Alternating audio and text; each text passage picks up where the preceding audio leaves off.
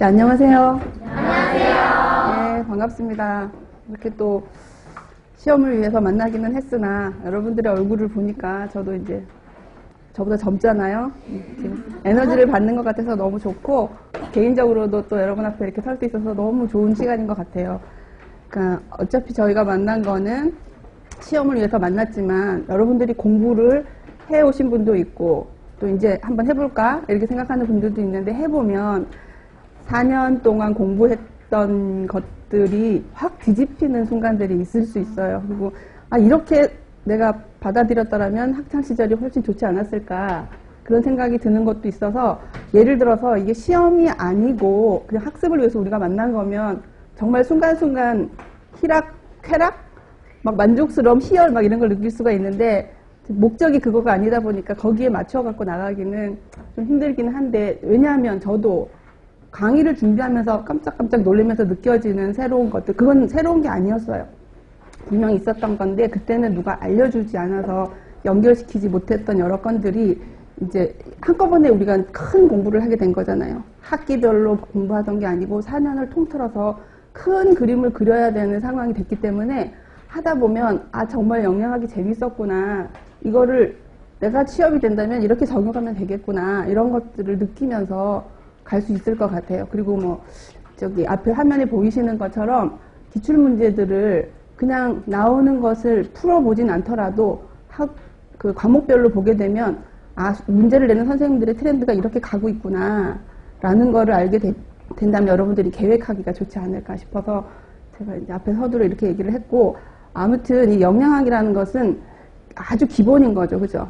기본이기 때문에 여러분들이 교재를 조금 있다가 제목만 보셔도 알지만 영양학을 잘 하려면 베이스로 생리하고 생화학이 깔려있지 않으면 이해가 일단 안 돼요.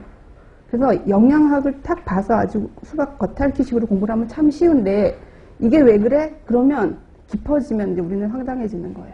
근데 안타깝게도 외부에서 비슷한 업종에서 같이 근무를 하거나 공부를 하는 사람들이 우리를 볼 때는 영양학을 공부한 사람들은 이 정도는 할 거야 라고 생각하는 분야가 뭐냐면 생리하고 생화학이에요. 그거를 아주 잘 알고 있다고 알고 물어와요. 근데 우리는 그걸 제일 싫어하잖아. 그죠? 그래요. 근데 또 아이러니컬한 거는 생화학 같은 경우는 한 번만 제대로 확 훑어놓으면 신경 써서 변함이 없는 그런 학문이에요. 그잖아요. 그죠? 이름은 간혹 잊어버릴 수 있지만 흐름은 알 수가 있다는 거지. 영양학은 트렌드에 따라 변해요.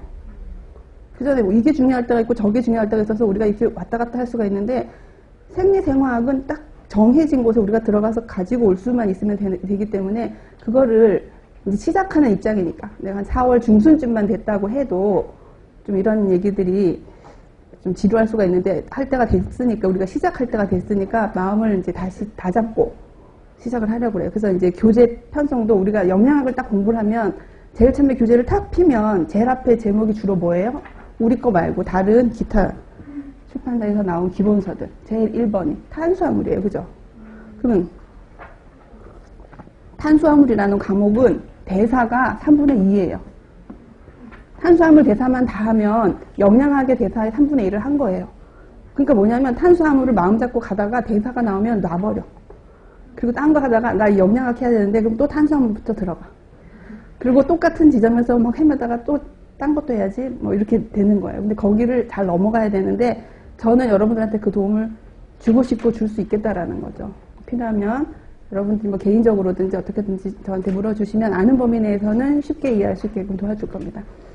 그래서 이제 교재를 저희는 보면은 여러분들 교재에 대한 얘기 말고 일단 기출문제 분석을 제가 풀이를 해드릴 수는 없으나 이렇게 한번은 분석을 한번 해봤어요. 왜 2015년이냐? 이때부터 전체가 주관식으로 바뀌었어요. 그래서 문항이 이때는 16문제였고 그 다음에부터는 18문항으로 늘어나기는 했지요. 그죠? 그래서 이걸 보면 문제가 없어서 소제목까지만 쭉 적었습니다. 제가 이걸 왜 분석을 했냐면 영양학을 얼마나 관심을 가지고 선생님들이 보고 계신 문제를 내는 분들이 하고 있는가를 알고 싶었던 거예요. 그래서 이거는 그냥 여러분들이 참고하시면 되고 2016년도 이랬건데 가장 재밌는 건 항상 1번은 뭐냐면 영양교육이었다는 거지. 그 부분 문제가 항상 나오곤 했습니다.